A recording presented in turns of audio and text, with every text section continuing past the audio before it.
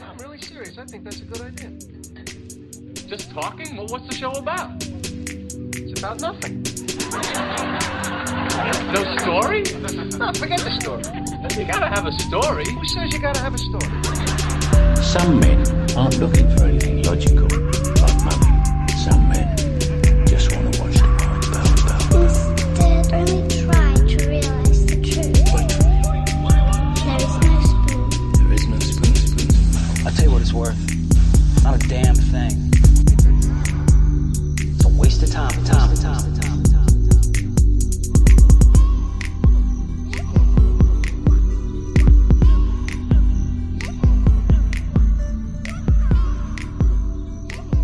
Welcome to Frivolous Fandom with Mike and Kev. I'm Mike.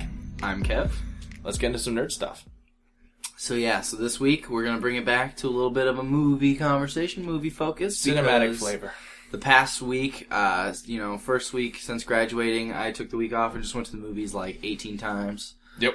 Which, not literally, but when you consider it costs as much as it does, it seems like I look at the amount Your it costs your me, wallet. and I'm like, man, I almost gone to movies 18 times. The reality is like 4 times. But yeah, so we were talking about some movies that we really like, and our big thing was for a movie to be, I don't want to say for a movie to be great, it has to have this criteria, but a lot of my favorite movies are movies that are so layered that they need to be seen more than one time. Now, that's not all movies. There are actually some movies that are only good to watch one time. Like that's most movies. You go to the movies. It's not a disposable movie. I don't want to give it that title, but it's definitely not. It's not a reusable one. Right. I actually used this with Godzilla, one of the movies that I went and saw. I saw it, and somebody asked me how it was, and I said, "Good movie. Well made and all that. It wasn't like horribly cheesy or bad acting or anything like that, but I just don't need to watch it again, probably ever." And honestly, it feels like the criteria for whatever flavor, whatever aspect you like, you got to be able to get something out of it the second time that was different than the original. Right. Unless you go into super fanboy mode, which we all do. Star Wars. They're movies, you can watch infinitely, even though you're not really getting anything new out of it. And so we're excluding those. We're not, although actually a couple of these are fanboy ones, but we limited to movies that we can justify with actual scholarly and not super support. Scholarly. Well, at least in terms of film, we're actually using scholastic terms. We're not just saying, "Oh, it's cool." Right. Yeah. We're gonna try to justify our reasoning here for why this movie, like what specifically about this movie, is improved on the second viewing. So with that being said, we're gonna start. But before we get into any of these movies, we're gonna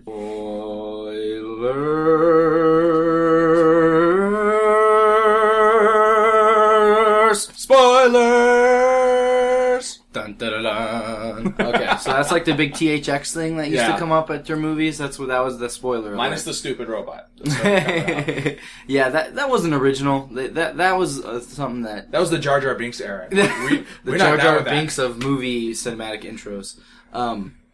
So spoiler alert: do not continue to listen to any of these movies if you haven't seen them at least once. And we will annotate, so you can skip. Oh, I haven't seen that one. You can skip it. In the description, you can look. You can see what movie we're talking about, and obviously, we'll say what movie we're talking about. And if you hear us say the title, and if you haven't watched it, that would be fun. We're not going to tell you what movie. You got to figure it out. It's a mystery.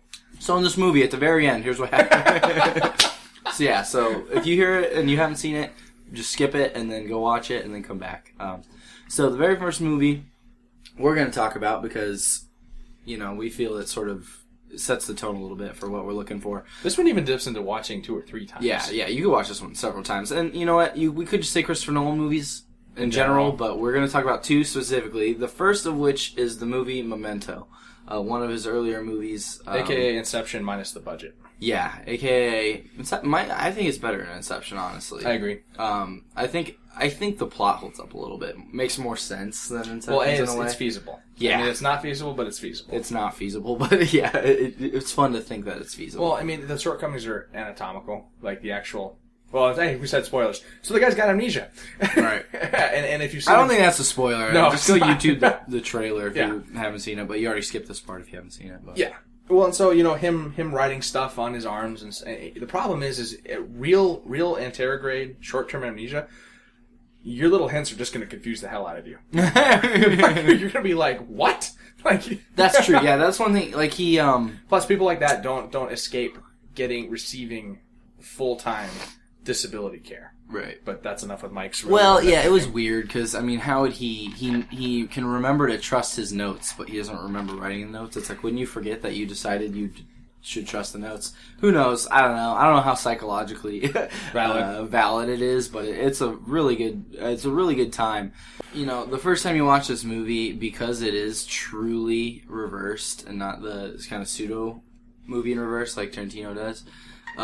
You have to do so much work just to keep up with the plot that, you know, you sort of miss a lot of the details and, like, the setting and just a lot of subtle hints that are there that aren't explicit because they can't be otherwise. Because, like, the way Nolan wanted you to watch it was to be disoriented. Right. He wanted you to have a taste. Right, because, yeah, the first time you watch it, you're just sort of, like, in his shoes of where you don't know what happened. So once you do know what happens, then you sort of watch it unravel and sort of see all the little hints that he set himself on this path. Because spoilers, at the end of the movie, you find out that he set himself on this path to kill, what's his name? Not the guy from The Matrix. There's actually a lot of people from The Matrix in this movie. Yeah, I know what you're talking about.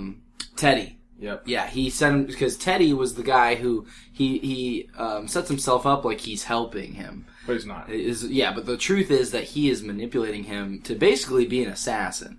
And it's perfect because if this guy ever gets stopped or, like, taken by the police or whatever... He's not going to remember anything. He doesn't know what he did. He doesn't know who he killed. He wouldn't even know he put him up to it. So he's basically the perfect hitman because he's looking to get revenge on his wife's killer. And so, you know, you kind of find out at the end, the whole twist was he set himself up to kill Teddy to basically get himself out of this vicious cycle that Teddy has him in, where he's leading him astray to just murder whoever he needs killed. And there are breadcrumbs when you watch it again, because I think we the first time Kev had me watch it, I think 2 years ago. Yeah, this was about 2 years ago we watched this one. And so we watched it, and then no kidding, a week later we rewatched it. Yeah, and I showed it to someone else and watched it, and it was funny because, like, you know, there was stuff that you see that you're like, oh, but they haven't seen it. You know? I'm like elbowing you, like. They're like, huh? They're like, sorry, do I have amnesia? What did I miss here? Yeah. Nothing. And so that's.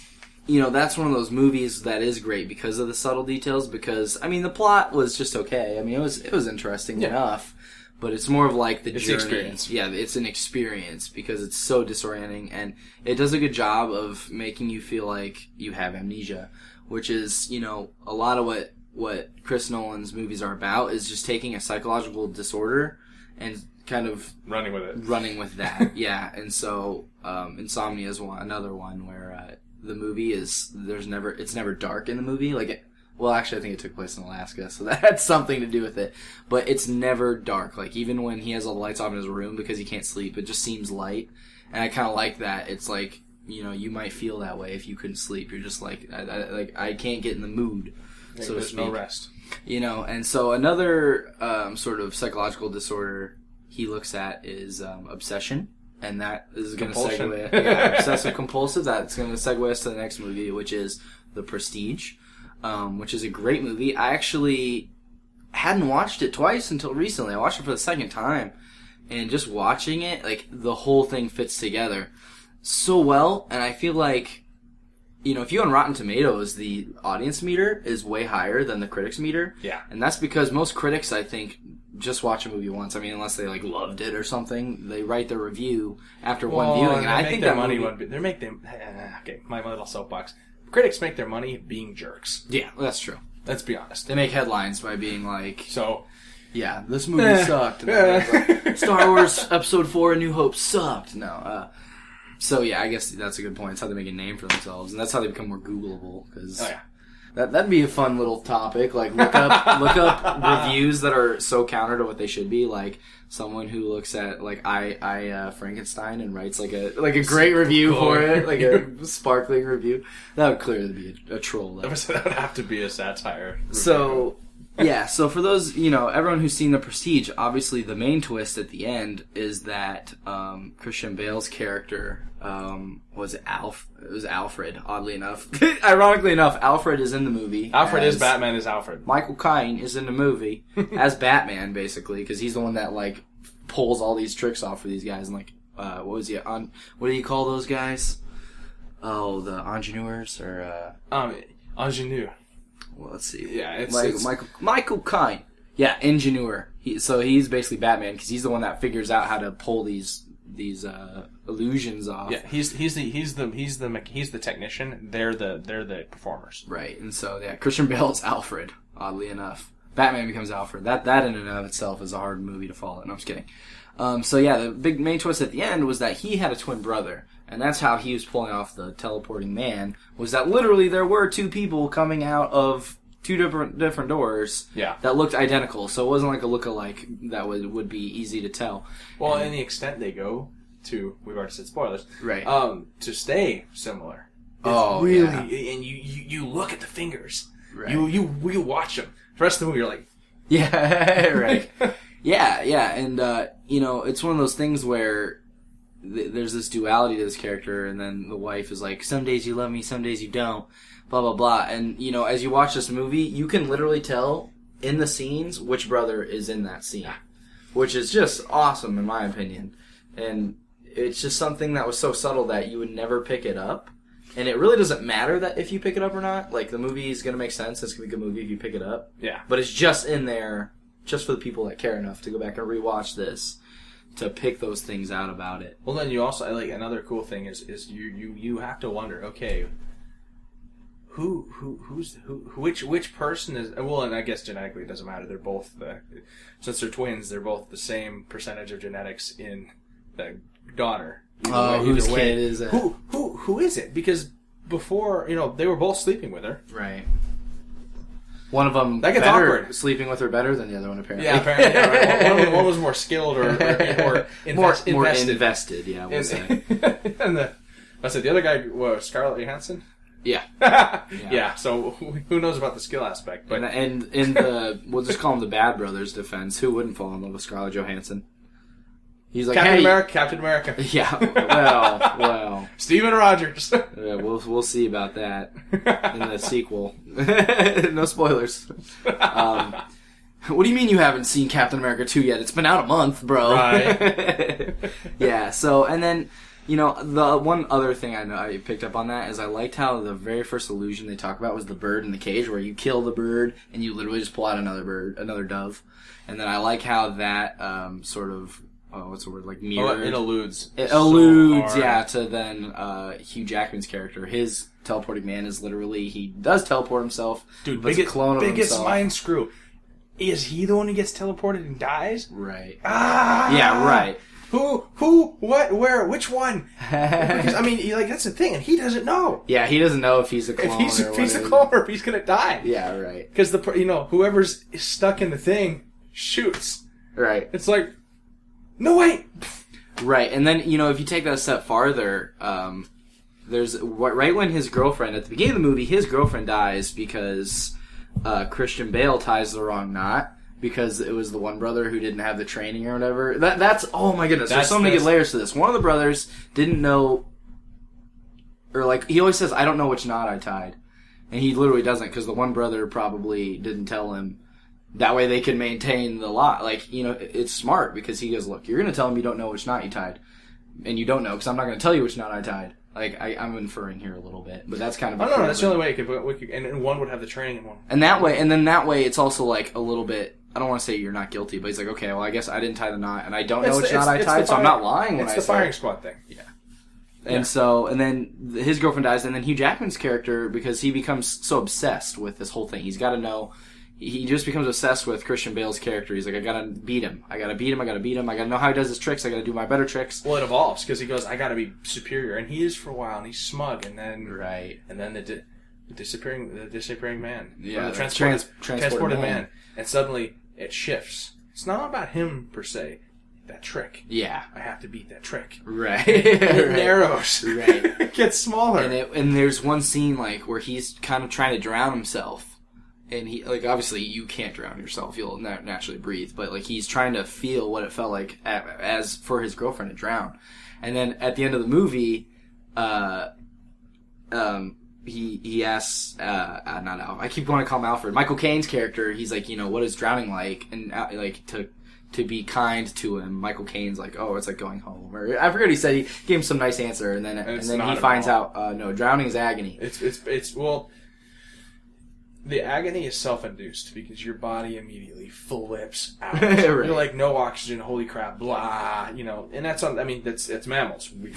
We left the water. We don't want to go back in for extended periods of time. Right. And so the calm part about it is once your oxygen deficit sets in, right, it's fine. So it's not a painful experience though, per se?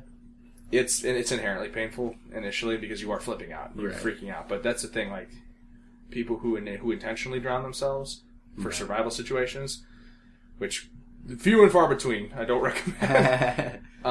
They say that once you calm down and just inhale the water, it doesn't. It's not so bad. Yeah, just because it's just like suffocating. It's or when you're being choked you out. Just minus slowly, the pain. probably parts of your brain start shutting down immediately. Yeah, your oxygen stops being transferred, and you just go to sleep. It's like that's the sound of dying. Yeah, powering down. Yeah, so I mean, he gets to experience what his girlfriend experienced when she drowned, and then still live. But does he get to? I don't know. It gets confusing. I don't know. Yeah, because he experienced it once, but then he was transported. It just gets into the whole thing. Like, which guy is he? Yeah, I mean, the real Hugh Jackman's dead, I guess, for all we know. When the first time it could he does be a new the one. trick. It could be him. We don't know. Right. So. And so all these dynamics play together a lot better the second time. In fact, I enjoyed the movie the second time. It was a different experience because, again, similar to Memento, it's all about the ride the first time. You feel the obsession, doesn't really matter. And then the second time, looking back on it and knowing how it ends, you just kind of like start looking for the little things, and you know they're there. You start taking it apart. That's the cool thing about it. Yeah, you take it apart, and it can be like took that much time to put these details in it. Oh, and Tesla. Oh yeah. It wasn't that David Bowie, his Tesla. That was pretty funny. We're both about the same level of crazy, right? So to avoid making this a Nolan cast, we'll now switch gears to a totally different movie, and we're going to talk about one that Mike really enjoys, Lucky Number Slevin. So yes, so remember, if you haven't seen Lucky Number Slevin, skip ahead. Yep. If you have, keep it here. Quick caveat: this is a polarizing movie. Yeah, it is polarizing. And I'll admit I haven't watched it twice. This is actually what I haven't watched twice. So maybe if I go watch this one a second time, I'll like it a lot better. But Mike, kind of break down for us what you like about this one. Okay, so Lucky Number Slevin is a crime caper / pulpy noir kind of mystery man, wrong place, wrong time. Pulpy noir is a good way to put it. I think they probably watched some Tarantino movies and were like, Get Bruce Willis. He's perfect for this role. Yep. And Bruce Willis. So there's a young man played by Josh Hartnett. Yeah. Hartnett. He's the pretty boy kind of mystery guy who, he's in the wrong place, wrong time. Everybody thinks he's this other guy who owes the mob money, and he's like, I'm not him. And they're dragging him along, getting him to do all these errands because he owes them. And then in the background there's this assassin, Mr. Good Cat. Killing people. Mr. Good Cat. Yeah, and there's people killing it. So it turns out that. Again, spoilers. Hartnett's character is connected to everybody in the storyline except for the Lucy Liu who they just want to screw. So that's how he's connected to her. But I mean, who doesn't? Right? I don't fault the man. So he's the child of a man. So I guess I should explain. The reason why this movie is really fun for me and for those who like the movie to watch again is there's built-in scenery and music pieces and the dialogue and stories that the characters tell each other they're literally woven into the narrative. There's a song that's a recurring plot device and theme through the whole movie called the Kansas City Shuffle. And I'll spare you my rendition of it, but the main point of it is it's this, the one verse in the song is it's a they think you don't know type of Kansas City hustle. You gotta play both sides, let it ride, and or they'll hang you out to dry. And so it's really just this. Nobody's really sure what's going on except for the assassin, Mr. Goodcat, and Hartnett's character, who is named Slevin Culebra. Now, the reason why it's important is because Slevin's dad when he was a kid. I don't think that's his real name. He has another name. I hope Slevin's Yeah, not no. his real name. Well, Slevin Kleber means good dog in Jewish or Hebrew. Sorry, I mean, sorry, was the Hebrew. parent slurring like he meant him to call him Steven? He's like, Slevin. His name's Slevin. Okay, you want us to type that on this birth certificate? Yeah. It's set once we type it, man. Yeah. Just do it. That's good. It's great. But, so he's the son of a man who because there's two mobster families that are going at it. One played by Morgan Freeman, one played by Ben Kingsley. And so one's Jewish, he's the rabbi. The other guy's... Oh, he's played by Ben Kingsley. What's his name? From Iron Man 3? Yeah. What's his The name? Mandarin. The Mandarin. Played by the Mandarin. Played by the Mandarin, who is played by an actor that's not the Mandarin. Yep. Sorry. I actually didn't mind that as much. I know a lot of Iron Man fans were like, "What did you do?" I'm like, Just nobody great. actually cares who the Mandarin is, Nobody. guys. Get over it. Anyways, sorry. So somewhere one of our friends is like screaming and he doesn't know why. Right. Ben Kingsley somewhere screaming. He's like, "Really?" He's like, "The Mandarin? That's what you're remembering me for?" I was Gandhi. Yeah, right. Oh. Sorry. So yeah, Morgan Freeman and Ben Kingsley are like, They're crime lords and they're feuding. And but back in the day, they killed Slevin's dad because Slevin's dad heard that there was a sure thing for a bet, and he got a loan from a bookie who got a loan from a bookie's bookie. And so it all comes down in their heads because it turns out it was a load of crap, and so if everyone's on the hook for the money. They just killed everybody because Morgan Freeman's character and Ben Kingsley's character want to set a tone because this is years from before. They're trying to make a name for themselves as crime lords, and they hire a cop, the same cop who's investigating all these murders. And so the twist at the end is really kind of crazy because he turns out. The assassin is told and they hire Mr. Good Cat because he'll do anything. He's a professional. They say kill the kid because he's the only one who does these things. But even he can't bring himself to kill the kid. He takes him and brings him under his wing, right. And they return to get revenge. So there's a scene where he has both crime bosses tied to a chair, suffocating, and he explains it to him, and you suddenly realize that the whole thing, that's what the Kansas City Shuffle is. It's right. Just utter chaos. Except the guy shuffling the cards knows where all of them are. It's kind of like a Batman gambit, honestly. Well, here. So I'll say this. So the cool part about it that I will admit is that Slevin is pulling the Kansas City Shuffle on everybody who think they're Kansas City shuffling everybody else. Yeah. But they couldn't be Kansas City shuffling them because they're already part of his Kansas City Shuffle. Well, and there's the boss, which is Morgan Freeman's character, and I did one more example, and we'll move on. But he tells a story about a cartoon character called the Shmoo, and anybody who likes old timey, Baby Huey era, Richie Rich era cartoons knows that the Shmoo is everything. Either whiskers or toothpicks. Their meat tastes great. They love being killed to be eaten. Like there's this like totally corny child's cartoon thing. And that he explains how awesome a shmoo is because it's this useful thing. It likes being used. Its skin is awesome. Its meat is great. Yada yada. It's this perfect thing. So like a handsome young man is a shmoo because they love being used and they're too dumb to care that they're being used, kind of a thing. Well, and everybody thinks that Slevin is the shmoo.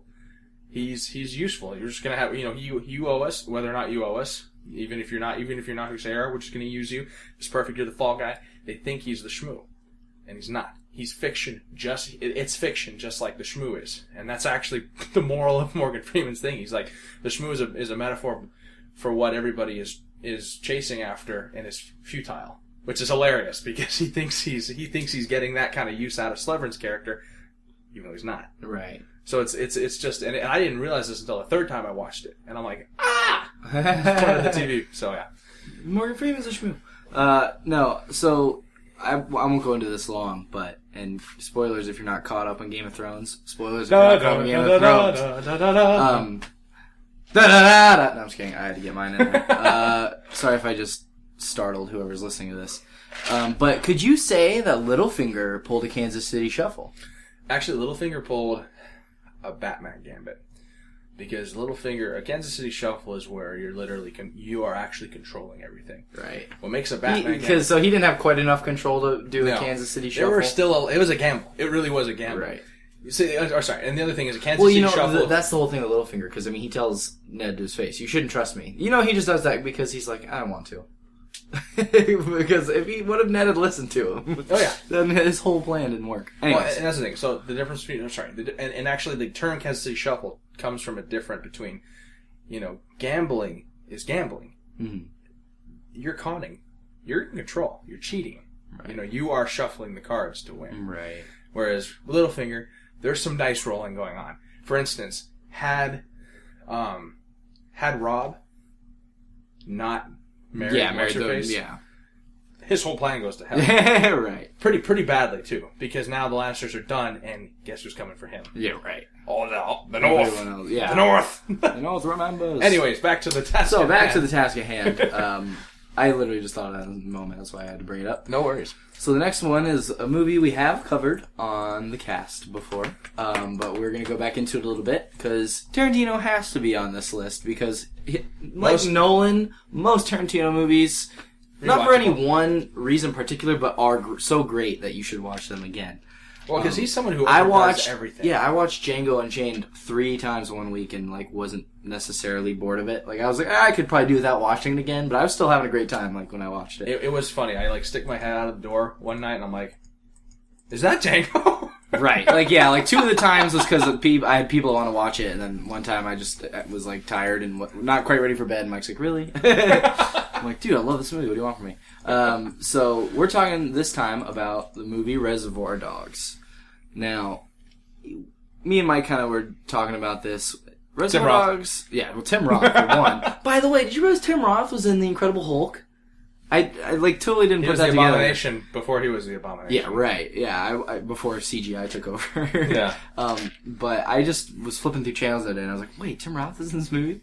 So yeah, Tim Roth obviously is amazing. But, the whole thing with Reservoir Dogs, I wouldn't necessarily say it's a twist ending, because one of them is obviously the mole, or what would you call it? They're not a mole, it's a crime organization. The rat. The rat, The yeah, rat. sorry. Other rodent. Other nasty rodent. Not so Smelly. earthbound.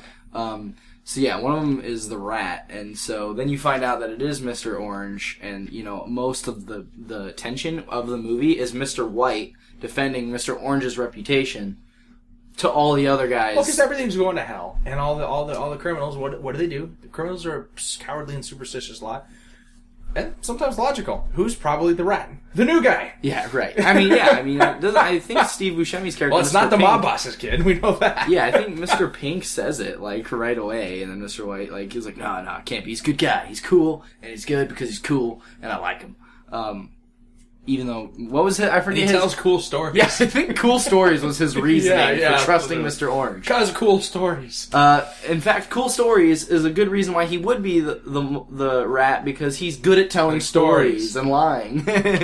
So, but the fun in the movie is, the first time you watch it, you're in with Mr. White and all these other characters in terms of you're stressed out because you're like, oh my goodness, who's the rat?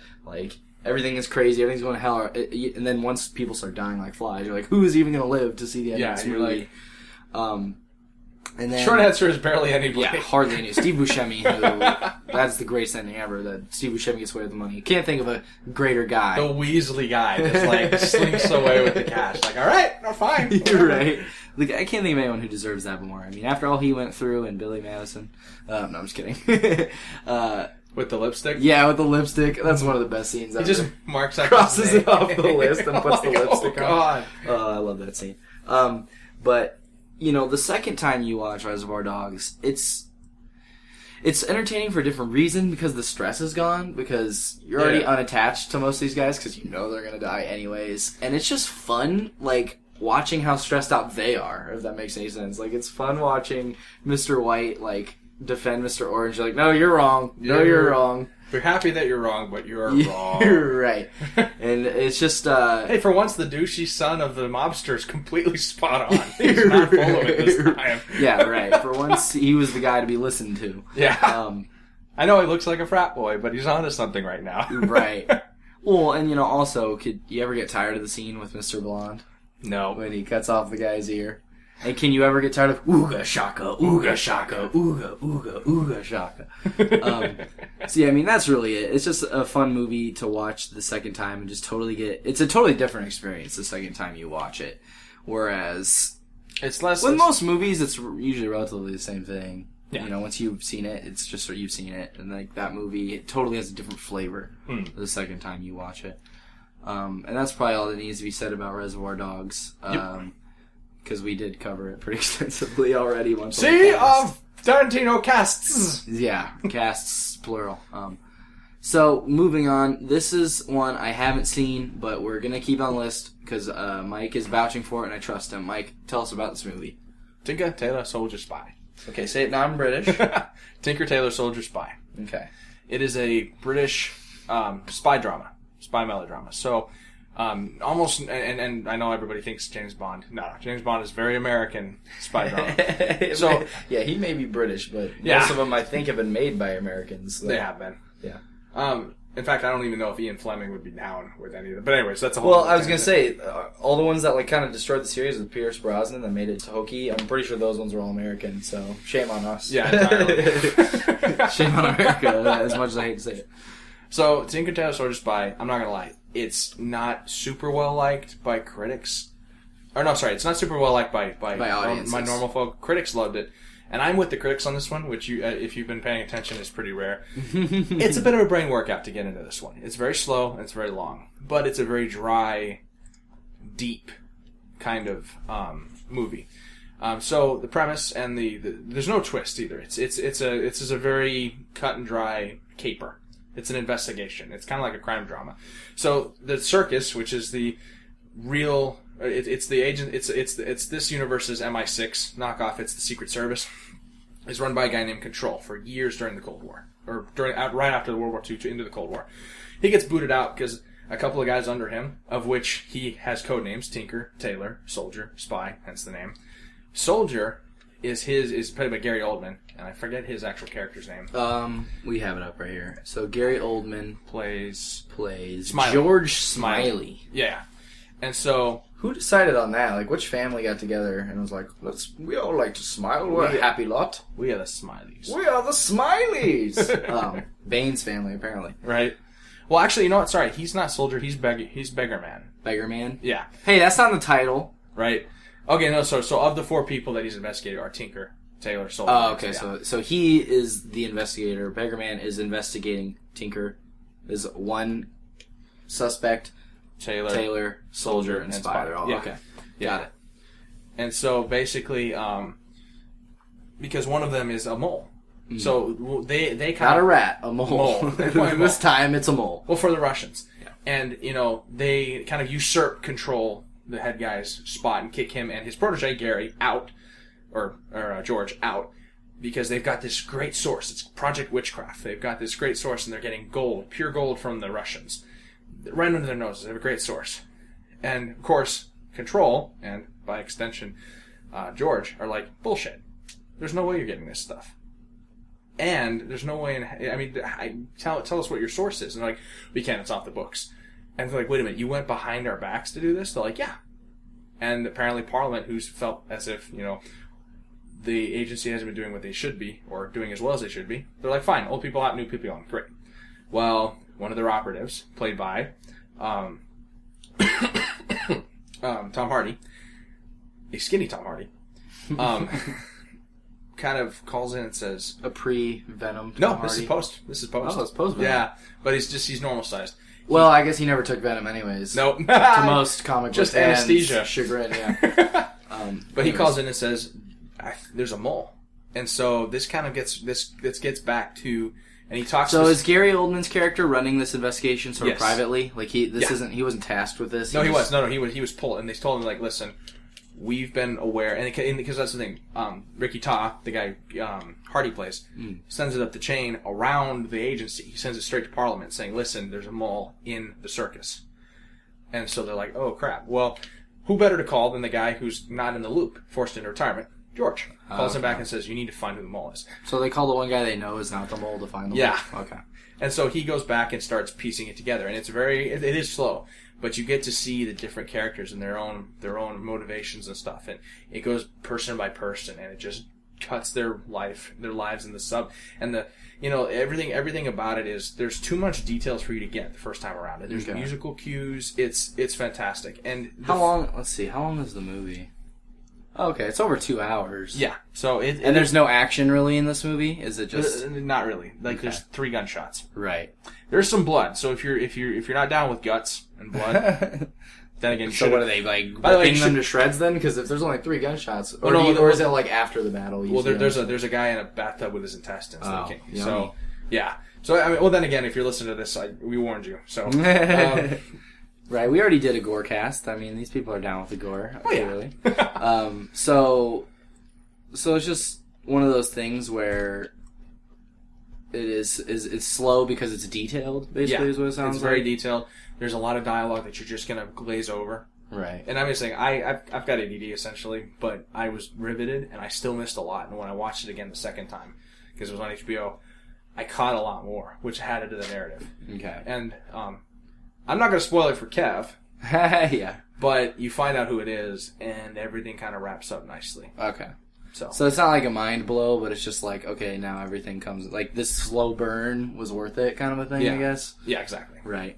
You know, it's funny. I really want to see this movie now, because Mike goes, have you seen this movie? I was like, no.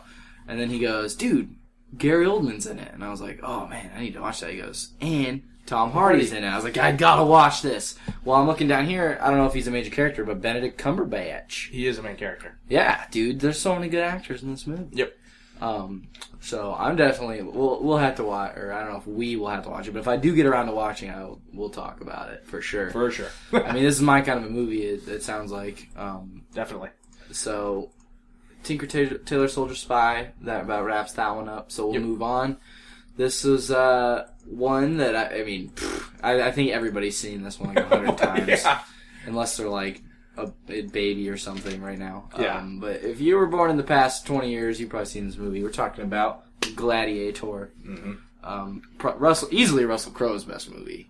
Probably. Well, no, $1 Million Baby. 310 to you, man. Oh yeah, 310 to You. Okay, he's in a lot And of Cinderella movies. Man is pretty dang Or, good. yeah, $1 Million Baby. Cinderella Man. Yeah, I was close. Said boxing. Yeah, I know. You knew what I was talking They're about. boxing gloves, you know. Cinderella Man. Ooh, I actually really like that movie. That's a good call. Yep. But yeah, this is oddly enough, I think we both agree, Ridley Scott's best movie, I agree. Yeah. which is funny. Just that is. I mean, he's actually done a lot. All of of my genres. Alien fan buddies are going to come hunt me down for saying that. But yes, I do think it is his best. Well, I guess we'll preface. I think me and you both enjoy this type of movie more than a space thriller. Yeah. Although I love space thrillers, so I mean, I feel like it's fair to say. Well, because Gladiator, and the reason why the reason why I was insistent on this being on the list was because it's got the framing of a cheesy epic, and I love Kevin. Kevin actually coined that phrase. It's got the structure of it. Yeah, I mean, it's like, good guy is painted out to be the bad guy by the bad guys, and now he has nothing, and he's gonna But his rise sword. up with just a sword and claim revenge. And sheer charisma, which literally is why he doesn't get to be killed, because he's the gladiator that all the people love, and they will literally riot. When he's killed. Right. It's So like the Emperor's like, murder him, and all these guys are like, no. it's like if Obama's like, snipe LeBron, and then Yeah, everyone just yeah, like like- is diving in front of the bullets, like, oh. Yeah, like everybody in that stadium. Actually, LeBron's not a good example because half the people hate him.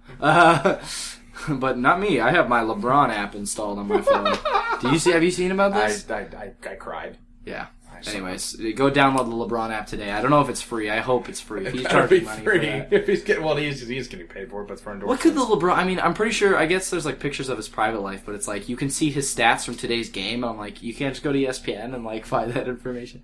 Anyways, Well, no, his Twitter feed goes... Okay, His Twitter feed, We're not his dignifying stats. this any longer. We're going back to Gladiator. A picture of his delicious and nutritious dinner that he just had all in one place. Thank you, LeBron app. So, yeah, it has the framing of just a throwaway movie, I guess we could say. I mean, I'm pretty sure... But it's got meat and potatoes. They've had this movie probably like 10 times, like people trying to emulate the Gladiator. Oh, yeah. Like Pompeii. Feel. Pompeii. Yeah, Pompeii. I mean, what was the one? There was the one, War Eagle. Did you ever see that one? Yeah.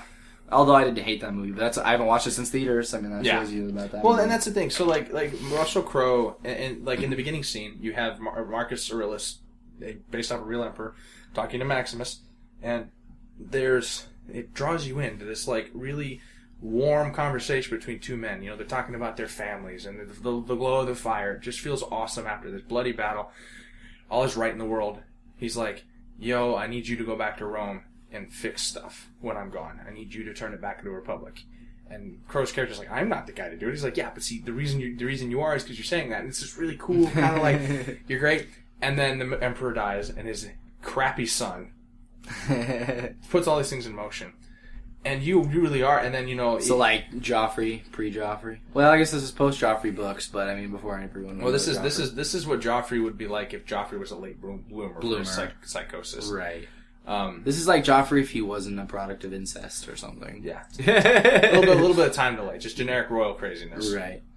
But, so and there's lines in this movie that are just excellent. Like the scene when he's like, remove your mask! And the guy takes his helmet off and turns around, and he's just like, you're dead! He's like, I am Maximus... You remove your mask and tell me your name. I am Maximus Decimus Meridius, husband of a murdered wife, father of a murdered son, and I will have my vengeance in this life or the next. You're just like... Right. I mean, it's one of those things where it shouldn't be as awesome as it is, but it is just so BA. Well, because Russell Crowe gives... He really does. He sells it. Right. You're like, this guy would say that and not get laughed at. Like, if I said that, I'm... Like, try to be all, like, gung-ho and say that, everyone would be like... Whatever. But it's Russell Crowe, and he just... how serious and quiet... Like, you have all the, like, the slaves in the background, like, oh, yeah, he gonna get you, dog! Like, just freaking out. I don't know. That giant Gaul is like, yeah. I don't know what kind of slang the Verily!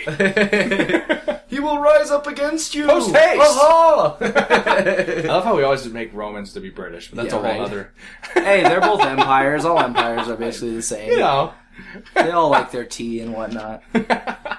But it's just, yeah, they sell it so well. I mean, I think this movie... Well, it's not until you're done watching the movie, like, oh my god, that was really corny. Yeah, right. But not during... It has the same, like panache that Star Wars has, where it's not like, at least for A New Hope, like, it's not the best story per se.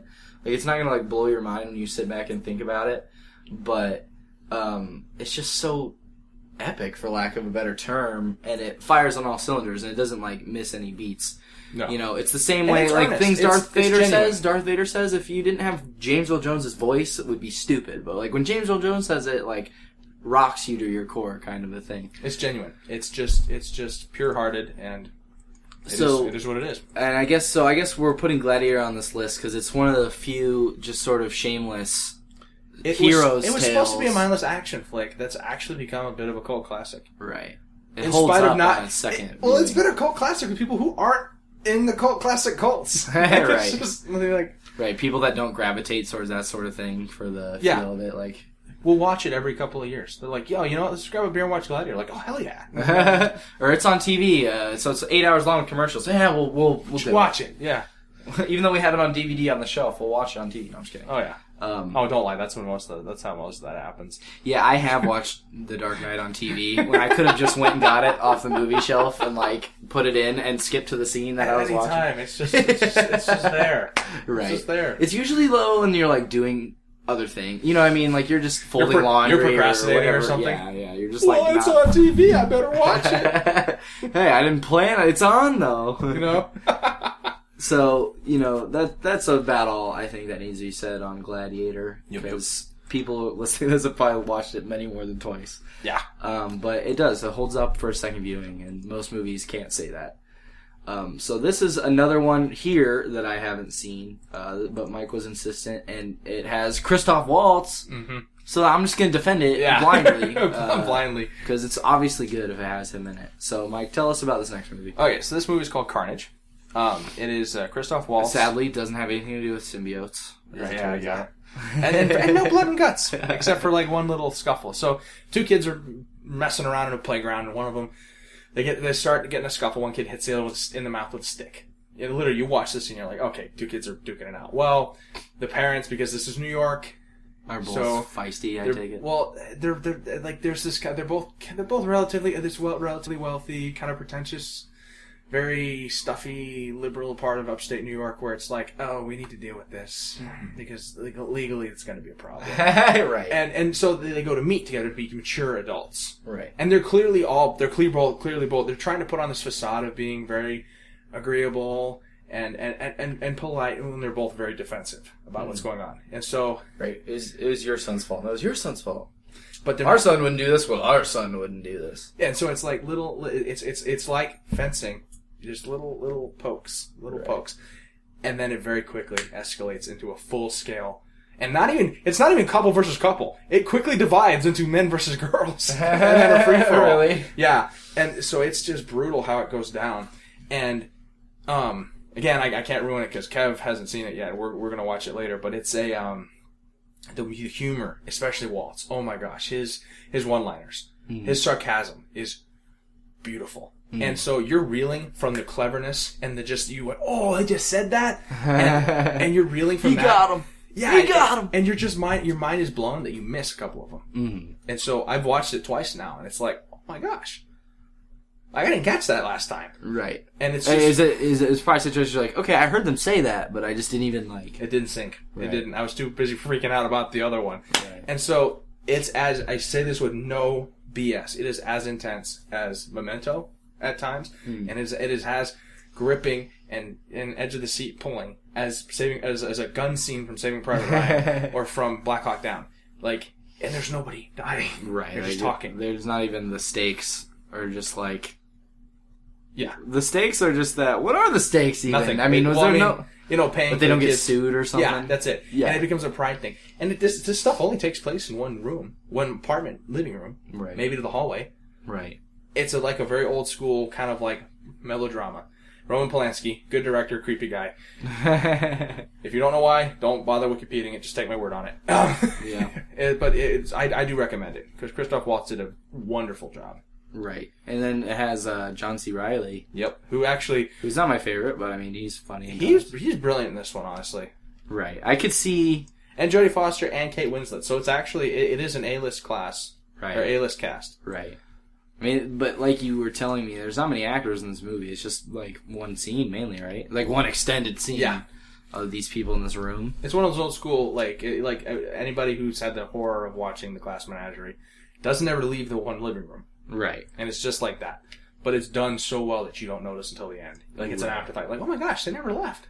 Is it one of those? I see here it's only 80 minutes. So, but does it seem like longer because it is one seems scene? like an eternity. Right. In a good way. Right. Yeah, that's kind of cool. So it doesn't have the whole. What was the movie that George Gordon led it? The Dawn. It doesn't have like the Dawn where Don John.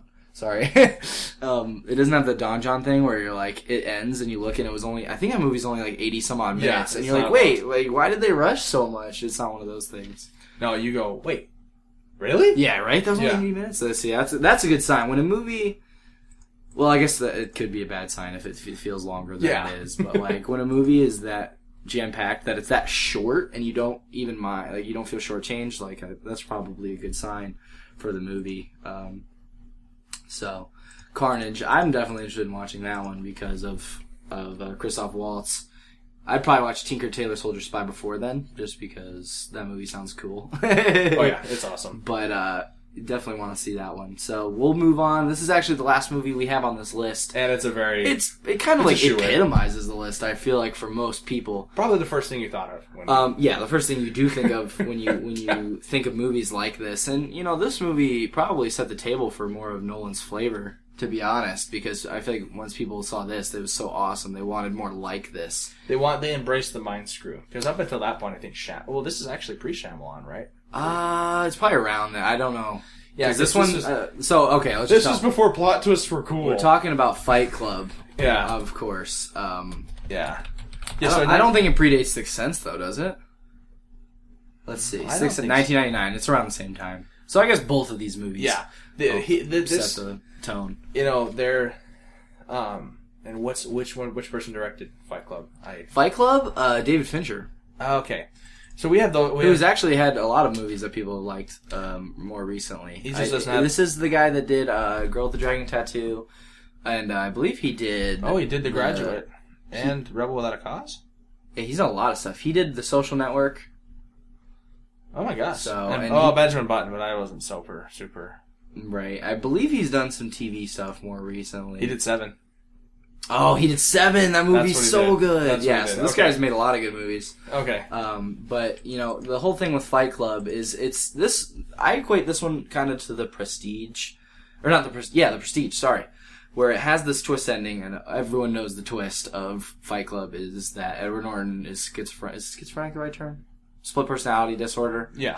And Brad Pitt's character was just Edward Norton. He just doesn't know it the whole movie because he's... Well, he's literally a manifest. It's not necessarily split personality as much as it is dissociative. It's actually it's hard to pin down because it's not a real thing. Right, which, I actually kind of like that. I guess I don't know a lot about psychology, but I feel like the human mind is just so intricate that I feel like very rarely would anyone's syndrome or disorder, whatever it is, like fall neatly. Like, oh, you're this, and your symptoms are this. I feel like actually, surprisingly, it does. Like, really? For instance, like if I'm walking down the street, I can usually tell after, and this is just from EMT stuff where we're told little basic signs and symptoms.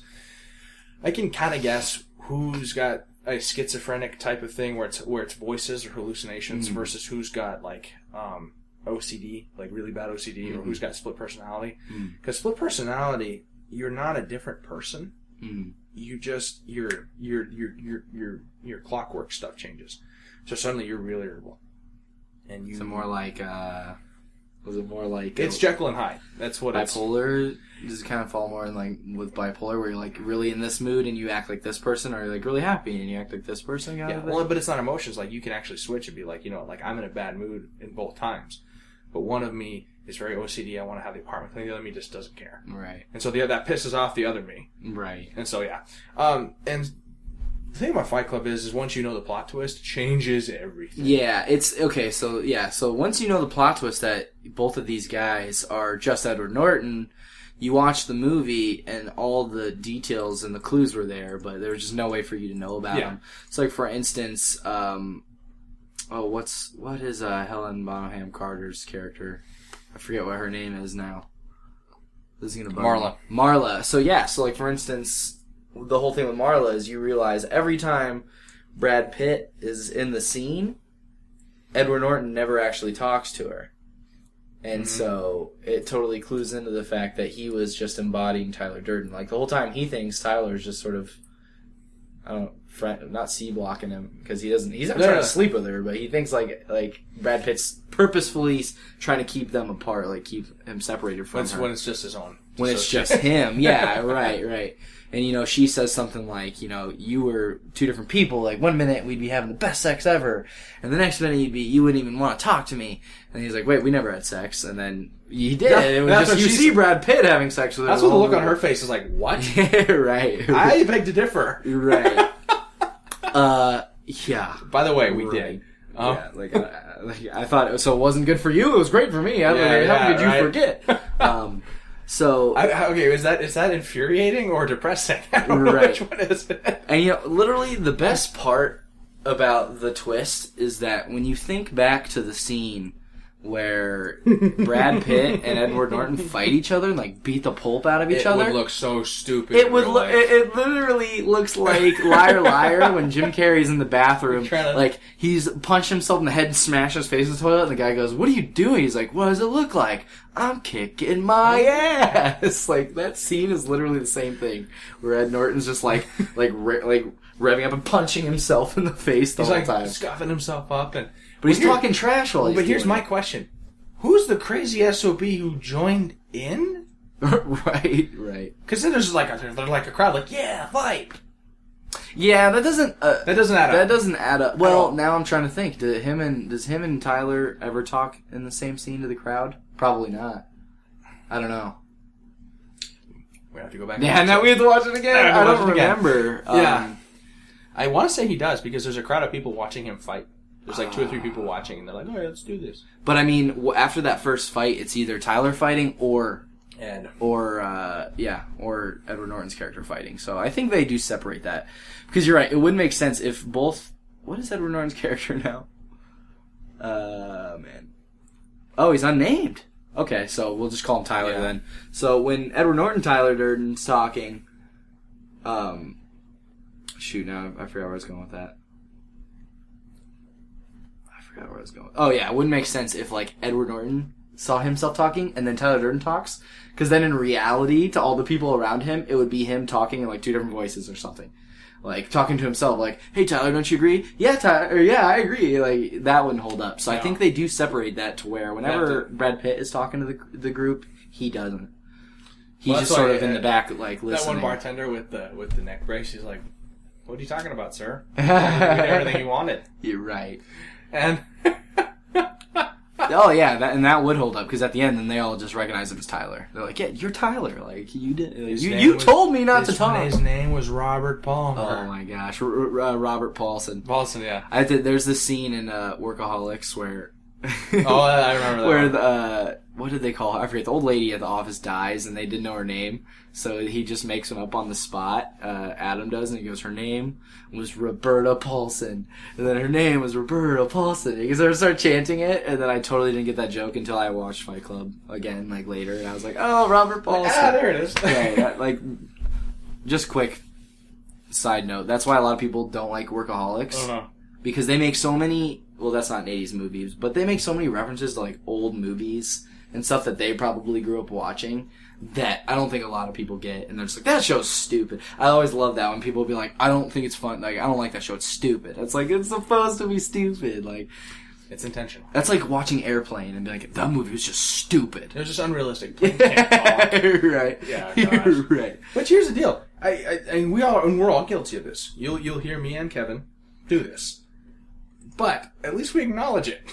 Yeah, that's there's certain movies like that people take too seriously, and never read the comment sections on YouTube, but people will just nitpick stuff. That was our joke. We went and saw the new X-Men movie, and then after the movie, I just looked at Mike and I was like, "Really, robots that can fly through the air, remote controlled? That's not realistic. I can't take this movie seriously." And then because it's just like, and then that's the whole joke about where do you draw the line? Like, really, that's too unrealistic for you?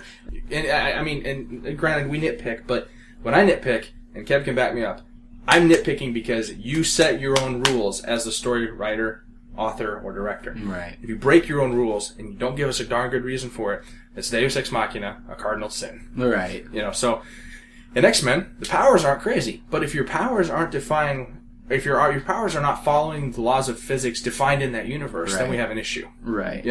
Or if stuff just blatantly doesn't make sense. Right. Like, in a supervillain having the clearly dangerous and skilled hero in cuffs, and he doesn't put a bullet in his head right there. That's what I'm talking about. Right. That doesn't make sense. Right. Unless there's a very explicitly psychological reason that he keeps him alive to see something. Like, because of what you did to me, you're going to watch me do this to someone. Yeah, right. Like, that makes sense. Right. And that's why we get him away. But if it's just like, Bond, we're going to tie you to a rocket, and I'm not going to just kill you right now. Because you escaped every other thing we've tried. Right. Because last time we strapped you to a shark, that was too easy to escape, and this time it's foolproof. This time it's a rocket, which can't actually see you. Right.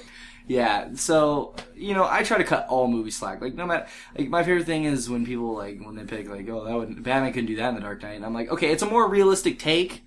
Oh, you kidding me? It's still a movie about a guy who fights guys with guns without guns. Like, you gotta cut it some slack somewhere. Spoiler alert, gun guys win. Yeah, right. I don't care how fast you are and how much black you're wearing and it's nighttime and you knocked out the lights. If you took someone who could run as fast as Usain Bolt and do acrobatics like a gymnast, gave him super kung fu powers, and give me a Mach 10, I'm going to win that one every time. Right. Or better yet, I mean, if you're trying to bust a whole crime organization, like 50 dudes with Mach 10s. You just took out my buddy and popped a cap in your butt right there. Right.